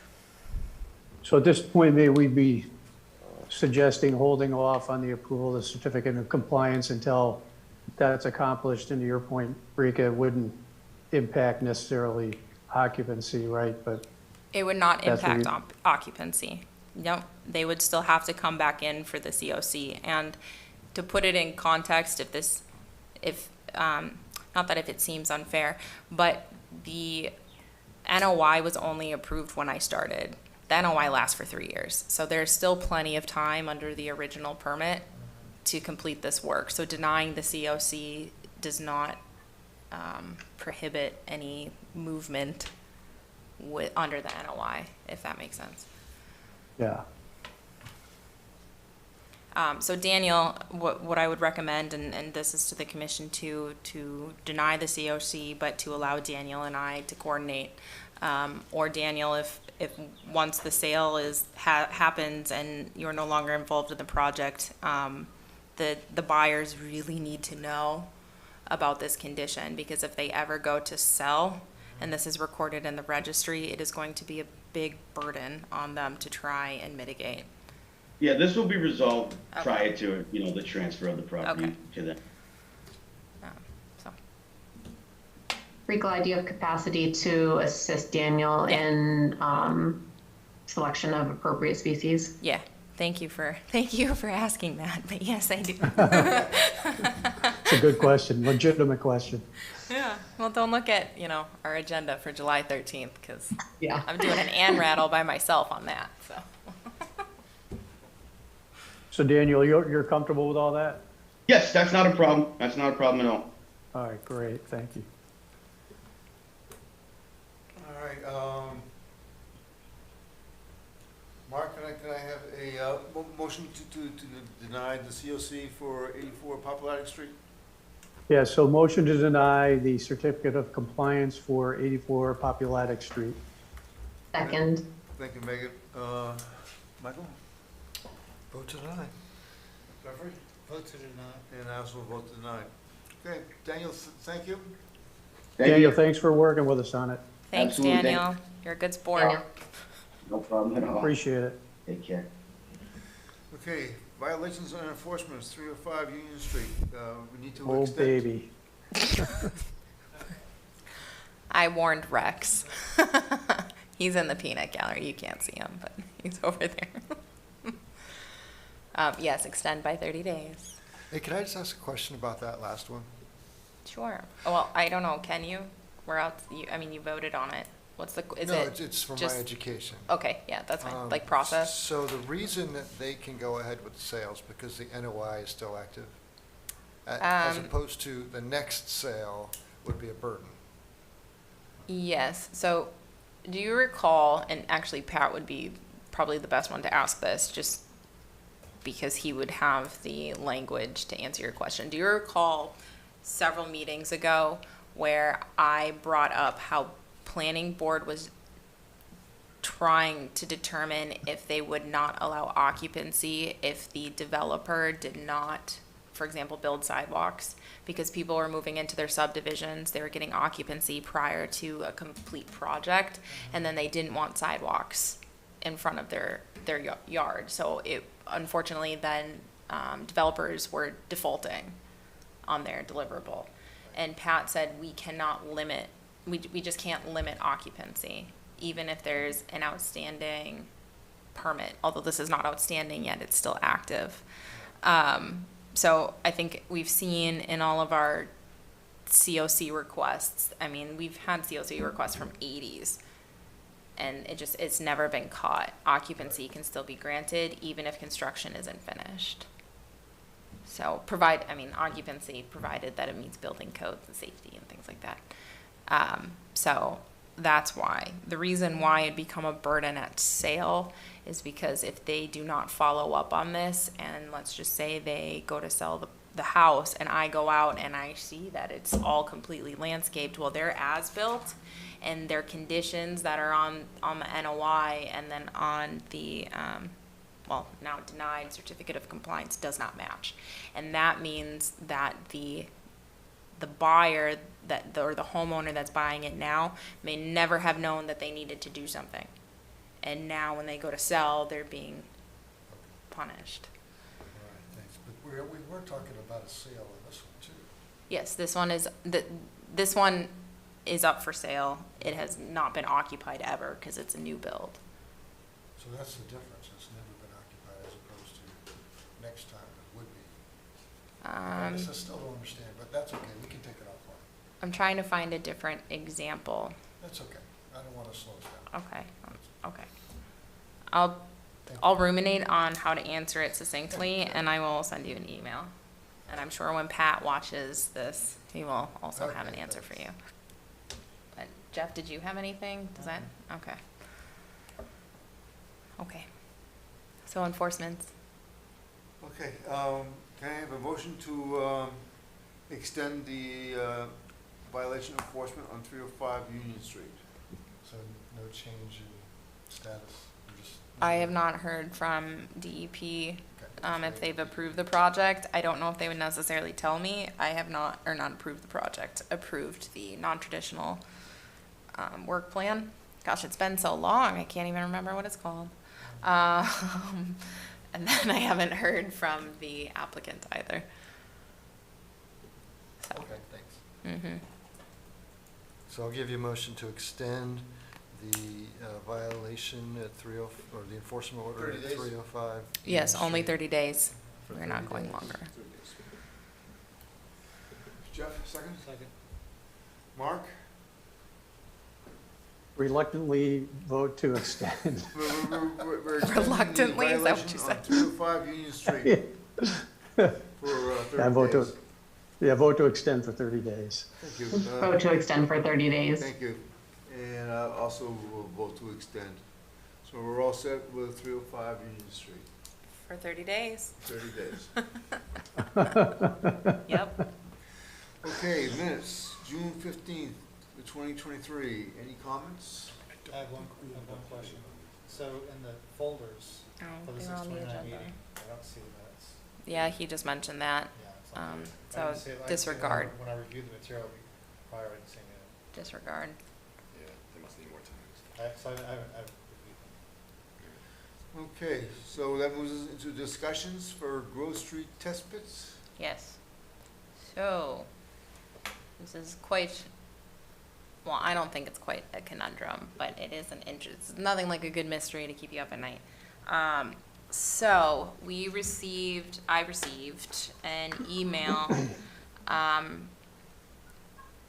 generally requesting administrative approval for test pits at the 121 Grove Street location. The test pits were within all subsequent buffer zones, so 25 foot no touch to 25 to 50 to 50 to 100, and then even outside. I would like to note that test pits are exempt under the Wetlands Protection Act.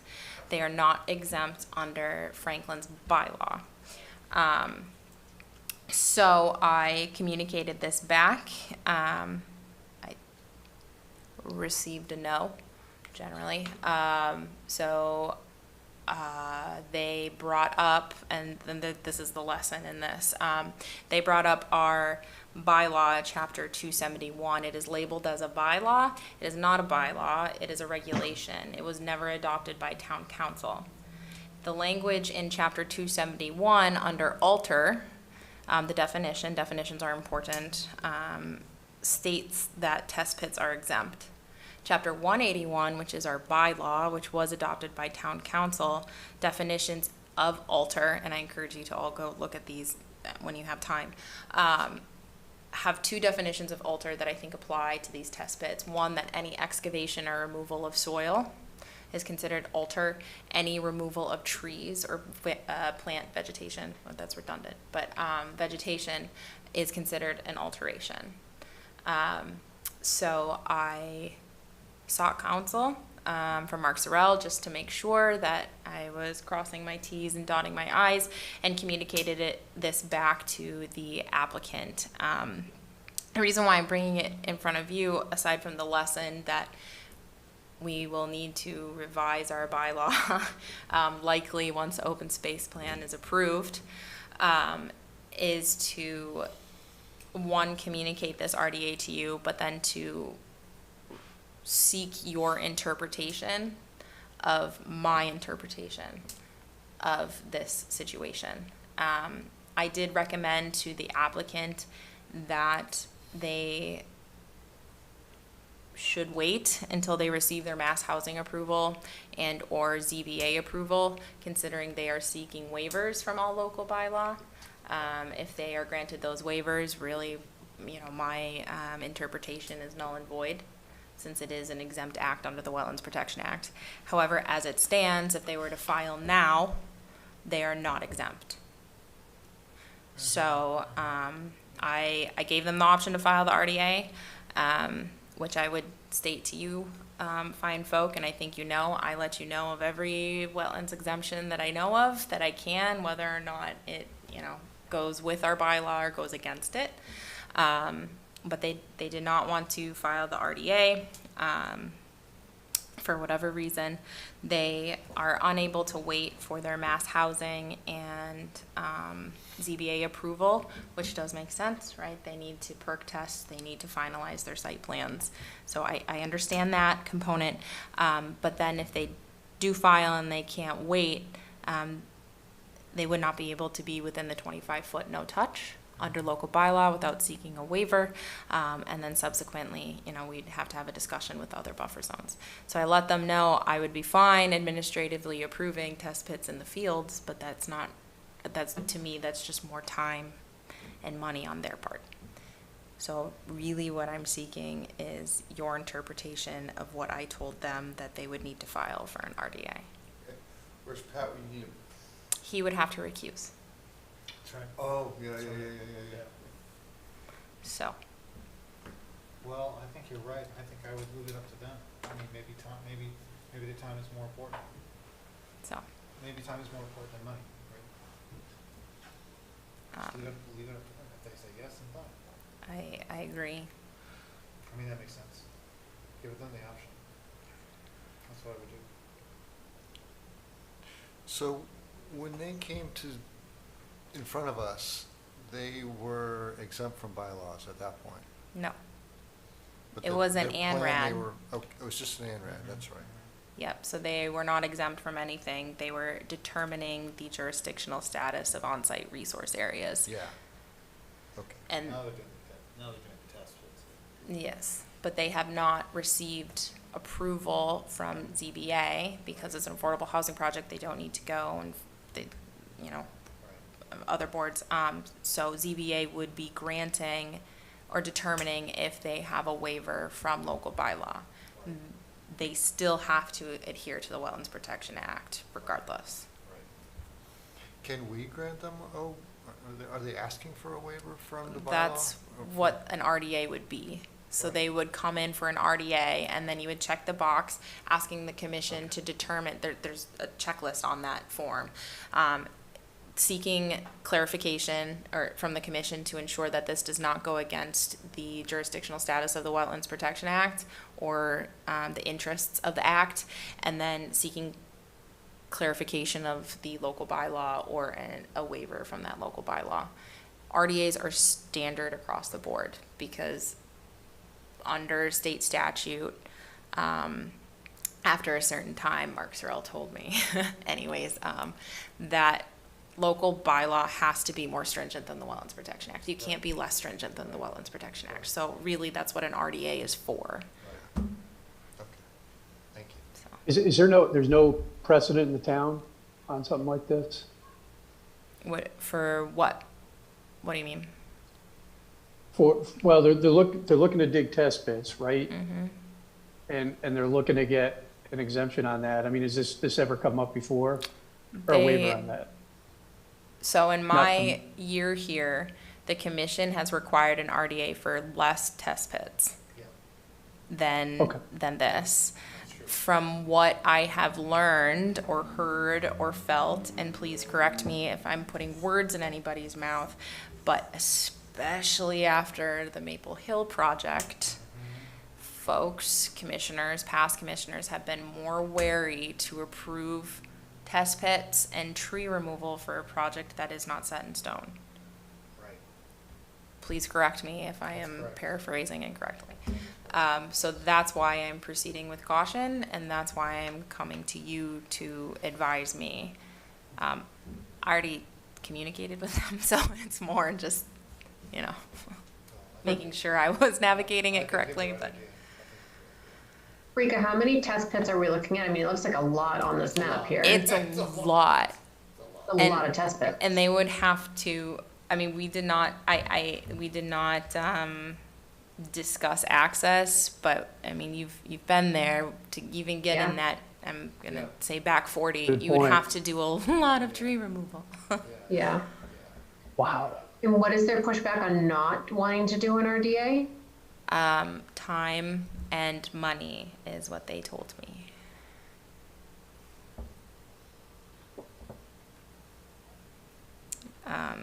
I just don't see how we. I could think even- there's historic precedent. We have enough projects that we've asked less for that applicants have been willing to work with us cooperatively on. And Seems to again, make sense. they called me to let me know about Chapter 271 and alteration, excluding test pits, but that is a regulation. That is not a bylaw. The bylaw is the bylaw. So I just want to ensure I am interpreting your bylaw correctly. Do we need to have an answer for tonight? So yes and no. I'm apt to say no. So as of 2 days ago, I let them know I was going to speak to the commission to get your feedback. And actually about an hour before our meeting, I got an email from Mr. Shipe saying that they will discuss internally. After my latest email back, highlighting how Chapter 271 is a regulation and not a bylaw. So no. No, but for my purposes, just so I don't have to blind CC an email, it would just be nice to know. But otherwise, no. If you need time, take your time. That's fine. Just my thought is also from I think that your interpretation from what I'm hearing sounds correct, and I would like to see an RDA from them. I do personally want to go back and read the wording. For sure. So we know informed what we need to do. Yeah, I think that's important. I support, as I've stated, I support all of you making your own decisions and reviewing all the literature yourself. I think that's important. So you can do that, and then if you want, you can just send me an email. Or Does we anyone can- else have other thoughts? No, I'm with you. Yeah, I mean, I would say leaning towards an RDA as well. I mean, hard to believe we wouldn't, but I guess, not bad to give it some additional consideration, but I think you got it right. Yeah. Thanks, Mark. I feel like did it would be too. setting a hard precedent if we allow it without an RDA. Agreed. Yeah, and there's precedent for the RDA, right? So Mhm. I think we're on the right track. I think you're on the right track, that's for sure. Not just precedent, but bylaw language as well. And our town attorney Yes, interpretation of that bylaw language. yes. So Brika, do you anticipate them, based on your most recent email, reconsidering and coming back and considering the RDA? Or so what would the next, I guess, steps be, depending on how the situation unfolds from our perspective?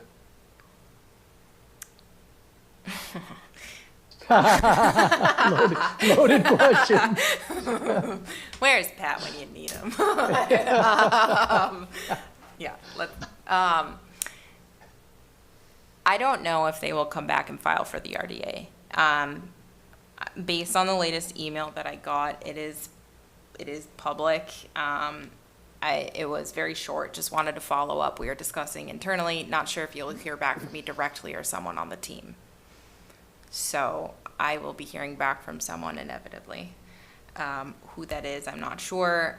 It is ambiguous. I think in general, we keep on keeping on. For what it's worth, they did file with Mass Housing. So internally, there's a comment period until July 24th. Not to worry, the letter that we drafted at the beginning of this whole process is being included. The ORAD is being included. We really don't have much. You know, our request was that they, adhere to our local bylaw. So it's more planning board, and zoning regulations and things like that. That's the meat and potatoes of this, and really what Mass Housing is looking at. So, did that answer your question, Mark? Yeah, it did. Okay. But for the RDA, I mean, I do understand, I do understand needing to perk test, prior to finalizing the site plan. That makes perfect sense to me, and I've filed for the exact same thing. I understand that they are on a tight deadline. This conversation started last week. Likely could have been filed, and we could have had this discussion as an actual public hearing. So, to be So continued. if we decide to require an RDA, then you'd communicate to them, and then it'd be incumbent upon them to file that, right? That's how that would transpire. Yeah, I think what I'm going to do is wait, and hopefully they come forward. Do the right thing. That they Do we know where- not listen to, but take my guidance as the There you conservation go. agent. Yes. But we will see. So thank you all the same. But please, again, Megan, as Megan said, review the bylaw. It's important, and those definitions are important. And in the future, we need to tighten that. Regulations really need to be a part of bylaw. Can you just repeat what those were so we can, Yes. thank you.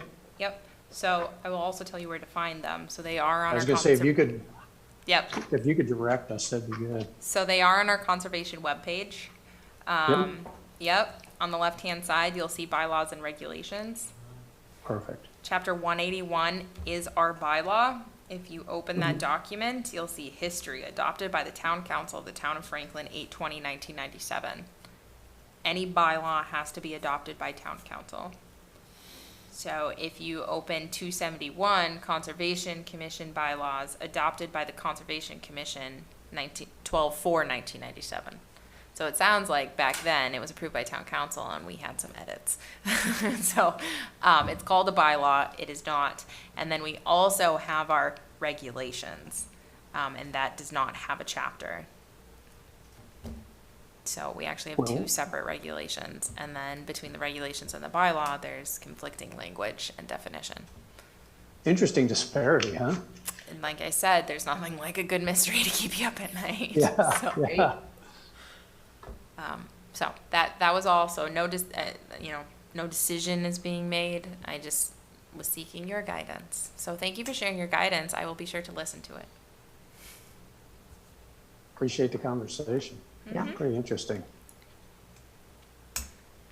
And definitely something we need to look at going forward. I agree. That was the lesson. I think it really is a good example, honestly. So. Anything? A good plan. Thanks. Well, then I'll just segue if that's okay. We did get on the August 16th Town Council agenda, or I did, to present the draft open space plan to Town Council and receive their comment letter. The copies, nice copies, bound copies, are being made, have been made at Allegra, and I'm picking them up tomorrow, and we'll submit those to the state agencies as required. Planning board has theirs. I asked Amy to get on their next agenda. I can't honestly remember what she said, even though she answered me in real time, so I want to say it was a yes. But all the same, we need a planning board approval, town council, well, chief elected official review letter, which is Chair Mercer, and then from DCS and MAPC. So that is it, and we have not received any review comments. Well, nothing, and I don't want to say of substance. We received a lot of good jobs, but no revisions. So that's all I had. Is there a specific order that they need to have? Like, do we need to have planning board approved before town council, or they just all need to approve at some point? They just all need to be approved at some point. The deadline, well, the self-imposed deadline by, never mind, by one of the counselors was August 5th. So I'm trying to meet that, and then it will be submitted to the state by September. Great. So August 13th? 16th. You're talking to the, Yeah. I'm sorry, 16th. That's Okay, okay. I got that down. All right, good. So it'd be good to see you in the peanut Oh, yeah, gallery. out of Dan. And you can watch Absolutely. me crack my jokes because I'm nervous. So. You could be a martial artist that night. Oh, wasn't that a good one? I liked that one. It was long, but it was good. Sometimes when you have to wait for it, it's all that much better. Yeah, I thought it was good. So, okay, well, that was all I had. Can I just quickly add in for farmer's market? Worked out perfectly that we weren't available this week because it is there was no farmer's market this week. So that was great. If everyone can just look at their schedules and check the Sign Up Genius for July. There's the 4 Fridays in July, 7th, 14th, 21st, 28th. That way I can just let Roger know whichever weeks we will not be there so he can have sufficient time to offer the table to other organizations. That would be awesome.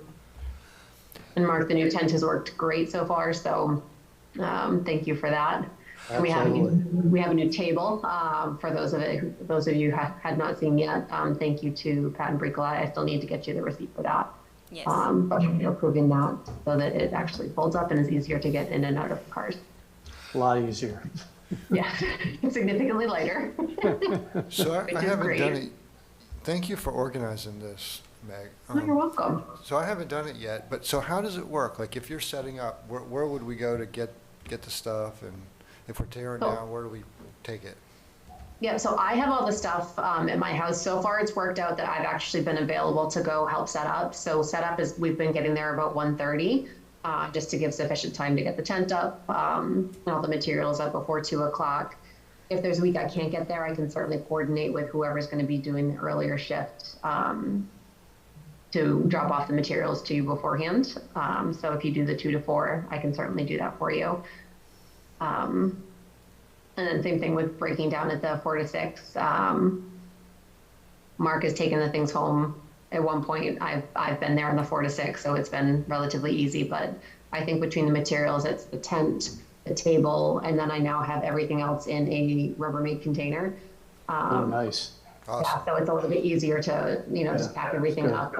What Mark and I were chatting about was it might be nice to get like a hand trolley, dolly, cart type situation, to make the trips back and forth in the car a little bit easier if we're gonna be doing this all summer, so, I don't know what you guys think about that, but.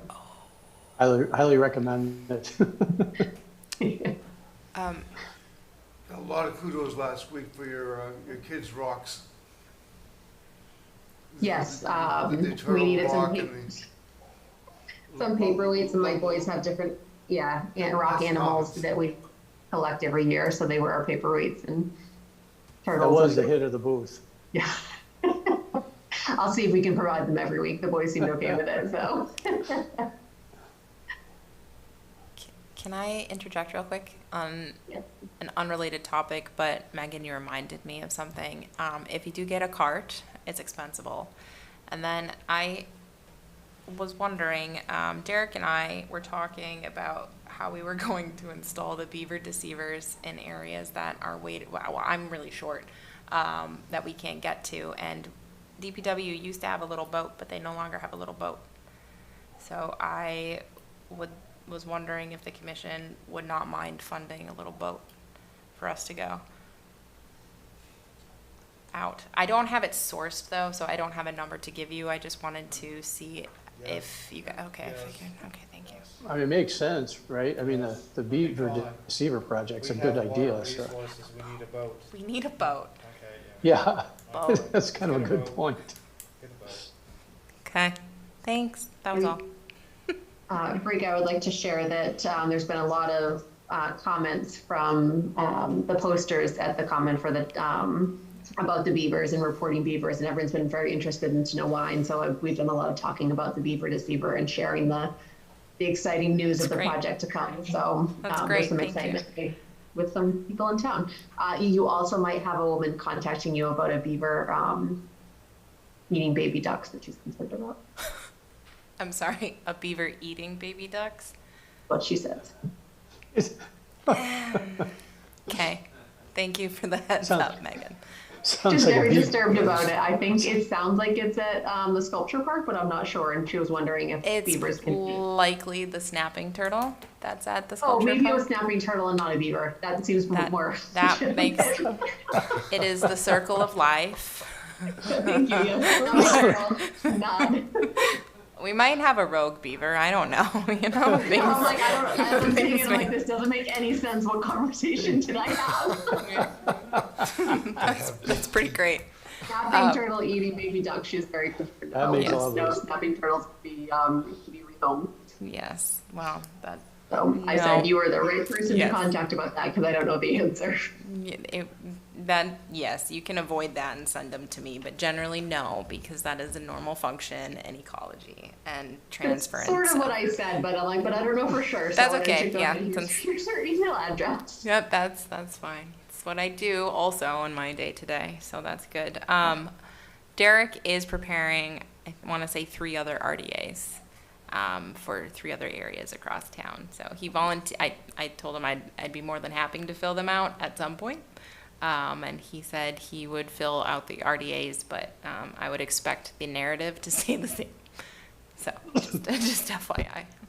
But one of which, Michael, will be at Eric Drive.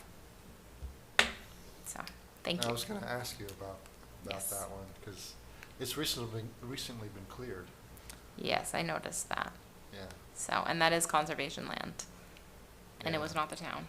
So, TBD. But there's also, if you go out there, there's, I took a photo of it because I found it quite humorous. There is a hammer in the lodge. I saw, Yeah. I saw a handle sticking out. So, So someone's getting in the water and like taking the lodge apart? or not the lodge, the dam, I'm sorry. Oh, the dam. The dam. This is a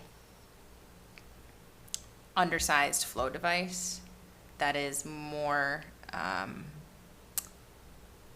it's a gabion wire and then some riprap just going across a perennial stream. So we'd really like to retrofit it so we can also have a restoration.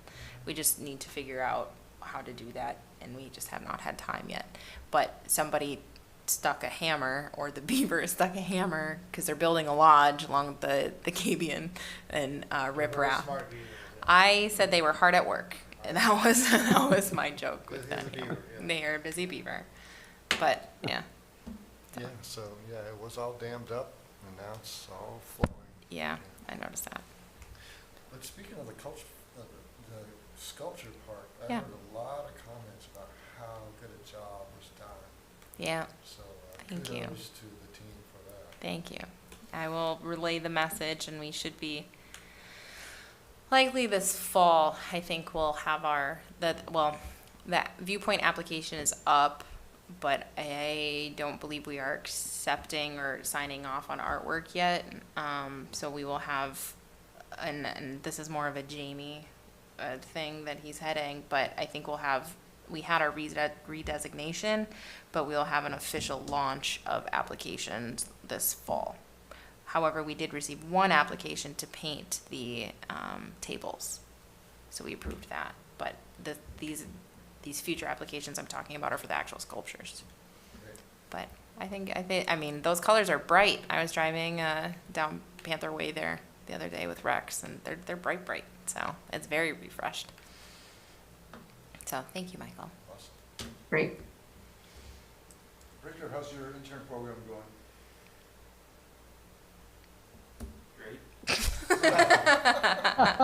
On cue. He's still here at 9 o'clock at night, that's pretty good. He is still here. Not to speak about you like you're not here, Rex, but I am very impressed.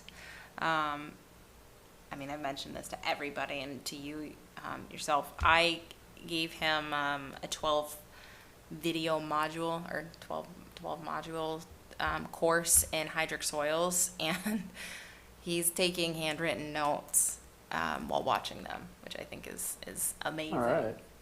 So I think it's great. I learn that way. I know you said that's how you learn and retain information, but just the fact that it's end of June and you're outside of school and you're doing that. So we're going to try and get him on a bunch of things this summer. We have the Beaver Street Interceptor coming up, hopefully a pre-con in August, early August, so I want to get him in on that. Shared use path on Grove Street is out to bid and closes on the 13th. So hopefully maybe we could do something with that. I know Doug and Jake, Water and Sewer, they're keeping their eyes peeled for a way to get him integrated. Derek was going to get him signed up on culvert assessments. Derek and I are going to take him out to install beaver deceivers. He is going to help me with an ANRAD that's coming on July 13th. Let's see what else. We checked out 176 Grove Street together. We did 84 Populatic. Yeah, and what else have you done thus far in your 2 weeks? You went to Town Forest and identified down trees. You've already been researching accessibility options. Is that it? Yeah. Oh, and he It's a helped. lot in 2 weeks. He's killing it. Love it. So, Very good. yes. I don't know if timing will work out, but if Rex would be interested, I think we'll be having our first OSRP subcommittee for master plan in early August. I don't have a date yet, but when I do, I can pass it on if you guys are interested in coming. And Yeah. I'm not sure how exciting the first meeting will be, but at least you can kind of see a little bit what master plan's about and how OSRP fits into that. Do you want me there? Of course I did. That's why it was you guys. Like, no, I'm expecting you to be there. Okay. That was a given. Well, so you perhaps would also like to attend. I thought I'd ask. All the same. You were getting open invites to all of them, and I will forward you. Yeah, that's fine. I plan to be there. So when's your vacation? Mine, I have a soft vacation, so I am off till Tuesday, which makes sense, and then I'm off next Friday, so I only have a 2-day week next week. But then I am actually off August 21st to 25th. So unfortunately I won't be here for a hearing, but I needed to make town council the week before. And at least working the week before, you'll have an agent report. So he will be flying solo. John will be here. I already let him know.